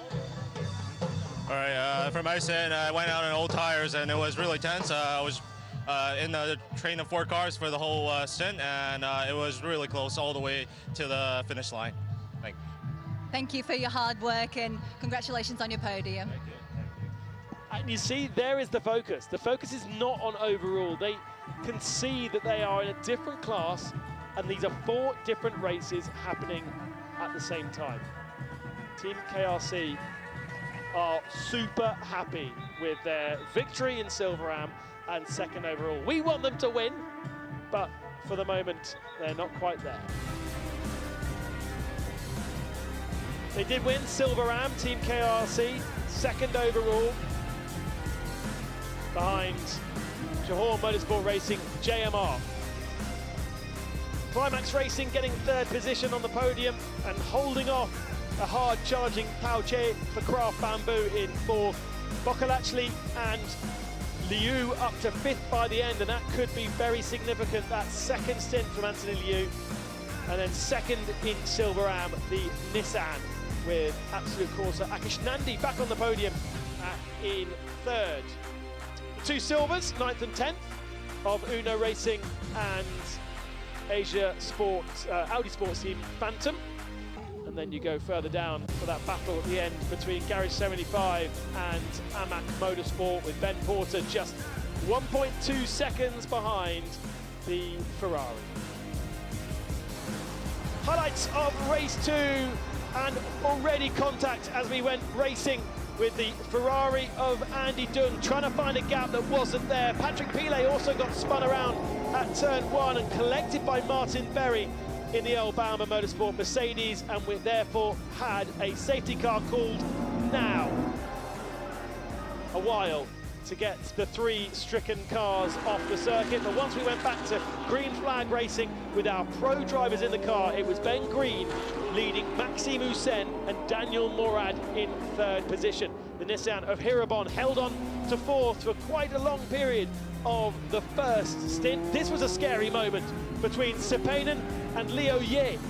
In the end, Leo Ye had to go into pits to get his radiator cleared, like they had problems yesterday, but he was adjudged to be at fault there and also got a drive-through penalty. Ralph Aron muscled his way past the Nissan of Hirabon for fourth position before the pit stops, and it was very, very close at the front between Ben Green and Max Hussein when they came into the stops. 90-second pit stops for all of our leading contenders. No success penalties for our front 2, although the 45 obviously had 15 seconds from their win yesterday and dropped right down the field. It was as close when they left the pits as it was when they entered it. And battle resumed between Prince Jeffrey Ibrahim and Tony Ruan. It sort of stayed like that throughout most of the stint. All drivers struggling with cars that were moving around underneath him. Mike Joe closing up the tail of the battle of the front 2 in the climax number 2, and Tao Che in the Craft Bamboo Mercedes. But there were no changes at the front, and Prince Jeffrey Ibrahim held on to take his second victory of the year, his third victory ever for Corvette in GT World Challenge Asia, and he moves to the head of the championship. But it was thanks to that man, Ben Green, with pole position and the fastest lap in the first part of the race.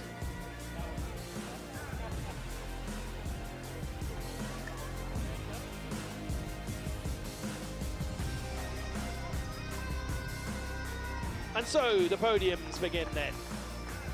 And in third position, a very important move it was from Ralph Aron to get himself up into that third position spot. Hey! Fourth position pre-pit stops. Third position post-pit stops. Another overall podium for our Silveram pairing of Max Hussein and Ruan Jun Fan. And the second victory of the year for Prince Jeffrey Ibrahim, alongside Ben Green this time, having taken victory alongside Alexander Sims in the first weekend of the year.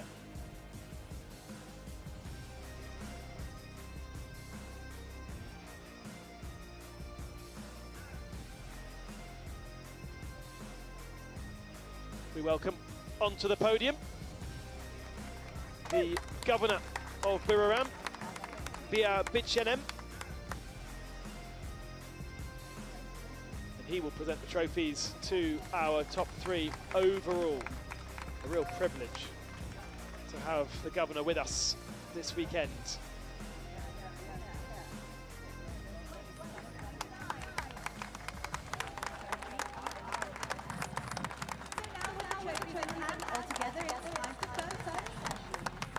Applause from his brother and Jordan Love down there. Not perhaps the smile that they were hoping for, with another non-score for that 66. It's going to be getting a little bit frustrating for Prince Abubakar and Jordan Love. Historically, the slightly stronger of the two princes.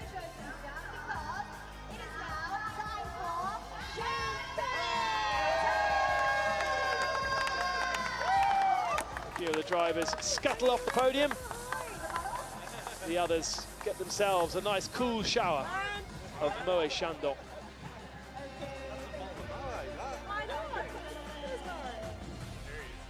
Curious to see what that's done to the overall championship standings, because we now know that Jeffrey Ibrahim in the 99 is our championship leader.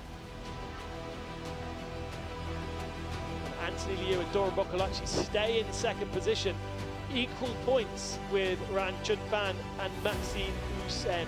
It means that Bob Wan and Liu Yi, not scoring this weekend, drop down to third position, but only a point behind second, and they're equal, they're third because they're equal second is the BMW and the Porsche. And then another 10 back is our silver pairing of Frankie Chang and James Yu Kwai.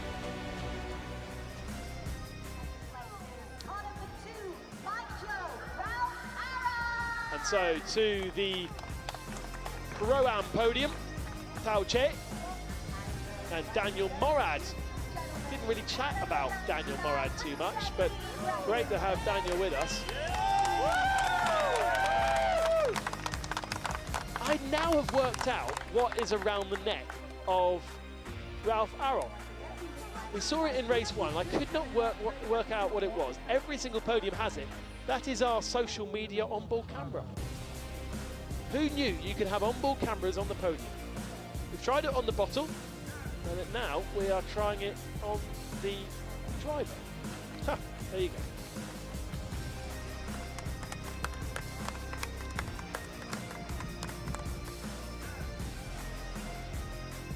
Another good weekend for Ralph Aron, the Estonian. When that car works and they have a good run, they have a really good run, don't they? They just haven't always been able to get the car to the finishing line. Mike Joe, second position in Pro-Am. It's a big old smile, isn't it, for Prince Jeffrey Ibrahim. And another significant result for Ben Green.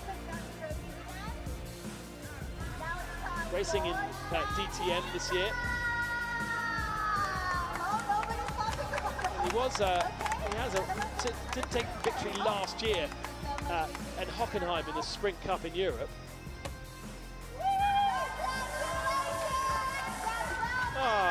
Ralph Aron spraying champagne all on his own. Where did everyone else go?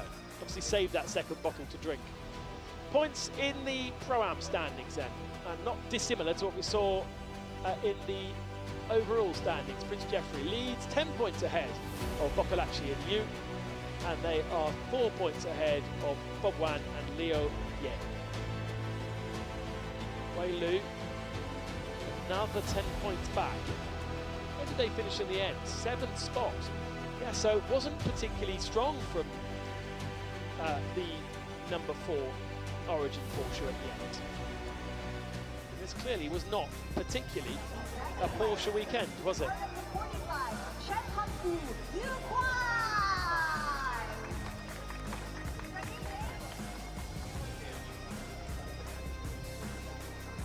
And to the silver podium are 3 finishing silver cars. No 96, because we saw Andy Dung spun around on the start finishing line. But listen to the crowd. That is a popular silver victory. The first time for Uno Racing on that top step. I don't know if they've got the local school down to support, because there is a lot of screaming.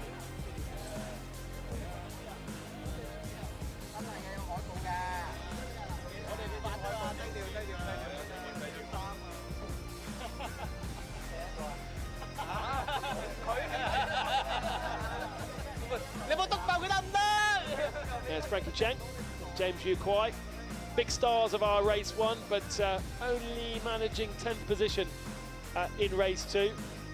It's amazing, isn't it, when you look at how incredible that move was from James Yu Kwai, how understated he is, and how it didn't have too much of an effect on the second race performance.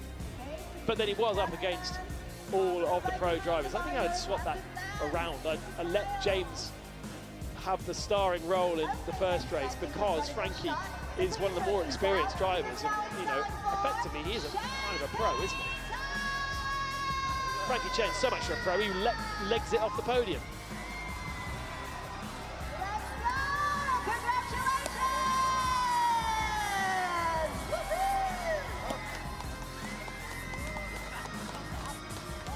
Rio and Sean Thong, I don't know where their fans are. Camera hasn't found the Screaming Girls yet, but there's a big old smile on the face after yesterday's huge disappointment, and Rio was absolutely gutted. Those two have absolutely made amends today. Still going to be tough championship-wise, though, because Frankie Chen and James Yu Kwai are just so strong. 120 points, plays 91 for Andy Dung. And then Jai Tong Liang and Daniel Frost in third position,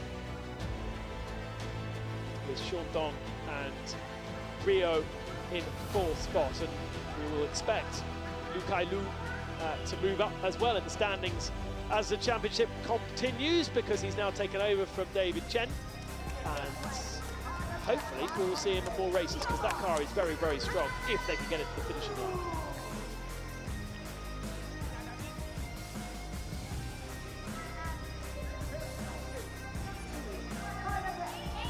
And now to Silver Am.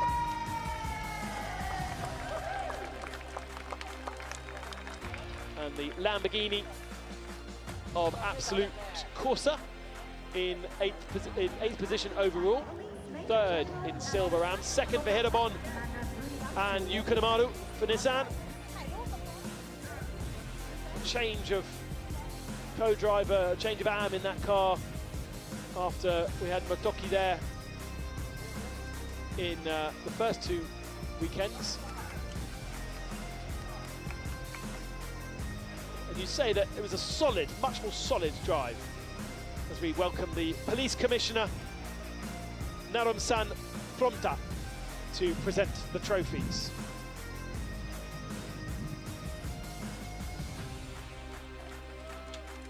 Another number one for Matsu Sen and Ran Chunban. When will that number one be an overall win, though? Surely it's coming. A third overall, a fourth overall, a fifth overall, a fourth overall, a ninth. It was his worst result all year yesterday. And back up to second with their best result overall. And that is their best result ever.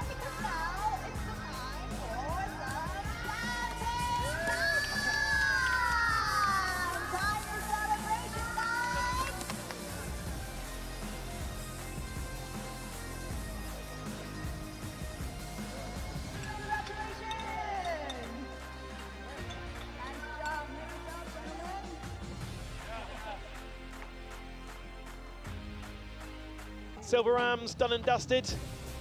It's going to be that team KRC car, which is absolutely clear at the head of the standings. And it's going to be very, very hard to stop them. 143 points, plays 83 for Huang Ruang and Akish Nandi. And Yu Karamaru on his own in third position, with Uchiyama in fourth for the 25. Just 2 points back, actually, and Ming Wang Hang in fifth position. All drivers that have had different partners. To the three AMs that finished our race. Very sad for Alabama Motorsport to unfortunately miss out after that contact at turn one for Martin Berry. Alex Liu and Ryan Orenga in third position. Ben Porter and Andrew McPherson and Christian Colombo and David Chipto Biantoro.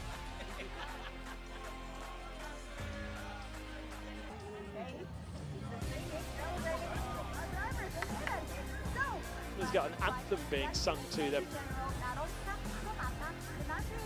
It's their second victory for Garage 75, the Indonesian run team.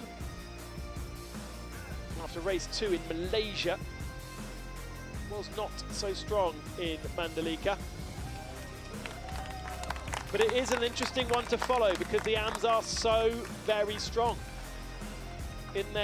They're so well balanced in their category. We always see a good fight between them. Christian Colombo, of course, head coach at Ferrari, a very, very strong driver. Okay, so all together now. But so is Ben Porter, and so is Renault Reinger.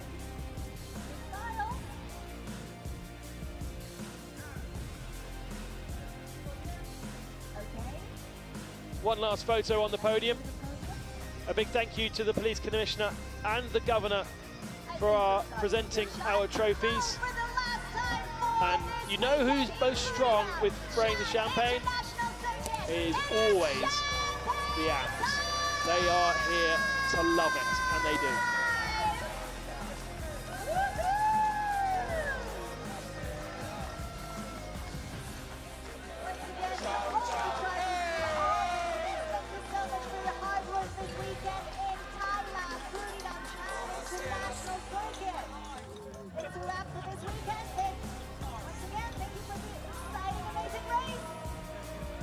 And so the points in AM then,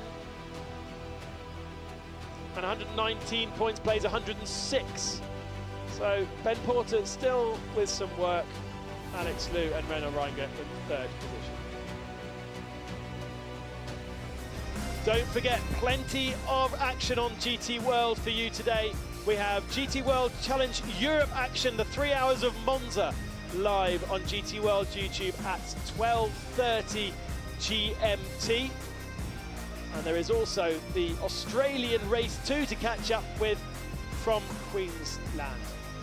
Mammoth grid though in Europe and the Temple of Speed. We next go racing in Fuji at our own Temple of Speed at the middle of July. So a long time to wait for GT World Challenge Asia, but the Japan Cup kicks off in a couple of weeks in Sugo.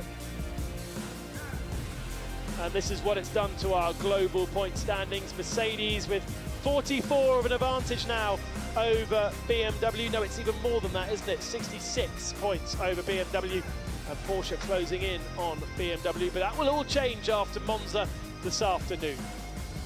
You can fully fill your boots with GT racing from around the world every single weekend. There are 30 weekends of GT World action.